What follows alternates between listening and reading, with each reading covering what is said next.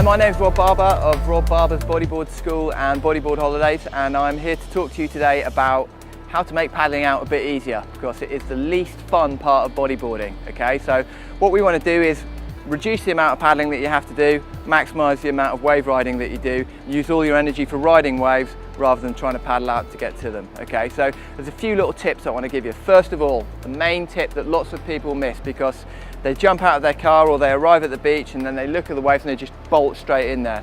What I want you to do is just take 5-10 minutes, try to get an elevated vantage point, watch those waves and try to pick up patterns of what's happening. Okay, so the first thing we're looking for is the frequency of the set waves. Okay, so those groups of bigger waves, as they arrive at the shore, we want to be aware of how frequently they're arriving. So it might be like 2 minutes, might be 1 minute, might be longer, might be 4 minutes, you know. You just got to check it out and time it, and then in between those sets there's going to be something that we call lulls. So that's the period when the wave, where there's no waves at all and it's completely flat, and that is of course when we want to be paddling out. Okay, so it's being patient to paddle out during the lulls and not taking a set on the head, as we call it. Okay, the next thing you want to be doing is looking at the beach where the waves are breaking. So generally you'll see waves breaking in the same places time and time again, and that is dictated by the contours of the ocean bottom. So most beach breaks that you surf will have sandbanks, and those sandbanks will make that area of water a little bit shallower, so that as the waves come in, they hit that sandbank and then they break from the top to the bottom. Okay, so imagine you had a stack of tins of beans like you get in the supermarket. That stack of tins of beans was moving along a conveyor belt.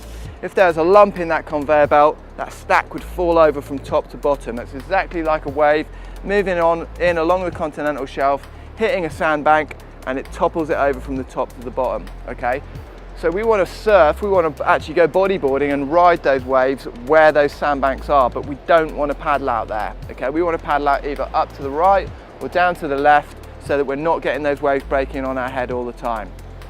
So we're looking for where the waves are breaking, but almost more importantly, we're looking for where the waves aren't breaking. Because where they aren't breaking, that's where the water, which has been pushed in towards the shore, is then escaping back out to sea because of the tidal movement. Okay, so as it escapes back out to sea, that's what's known as a rip current, and we can actually join that rip current and travel out to sea through the least line of resistance. Okay, so there'll be very few waves coming through that area because it's nice and deep.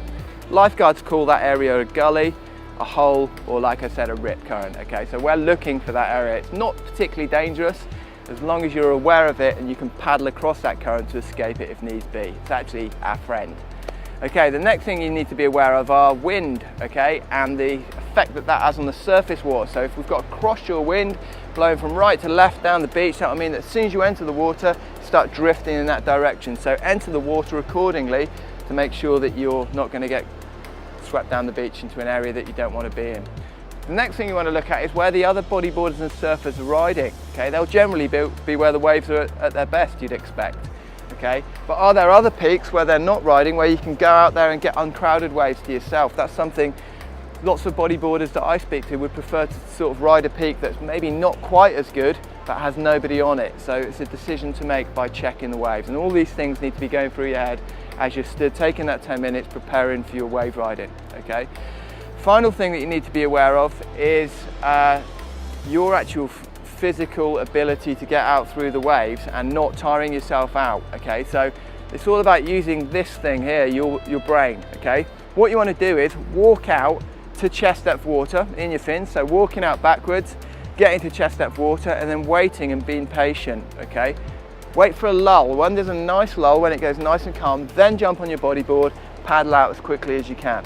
Okay, there's no point in getting to waist depth water, as I see time and time again, just jumping on your board and start kicking for the horizon with no plan at all. Okay, because what will happen is you'll get wave after wave push you back towards the shore, or you'll have to duck dive or go over the top, and all the time that you're doing that, you're getting tired, reducing the amount of energy that you've got for the actual job in hand, which is to catch waves and ride them. Okay, so use your brain, paddle out when there's a lull. Okay, when you get out there, have a look, find where the peak is.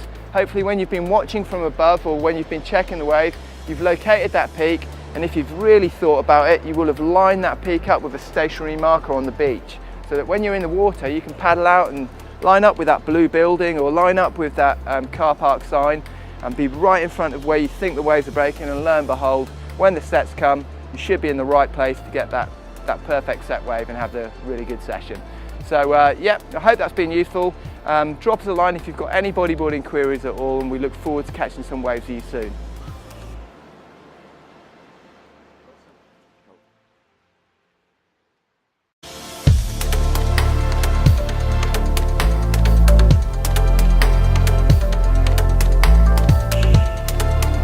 Hi, my name's Rob Barber of Rob Barber's Bodyboard School and Bodyboard Holidays, and I'm here to talk to you today about how to make paddling out a bit easier, because it is the least fun part of bodyboarding. Okay, so what we want to do is reduce the amount of paddling that you have to do, maximise the amount of wave riding that you do, use all your energy for riding waves rather than trying to paddle out to get to them. Okay, so there's a few little tips I want to give you. First of all, the main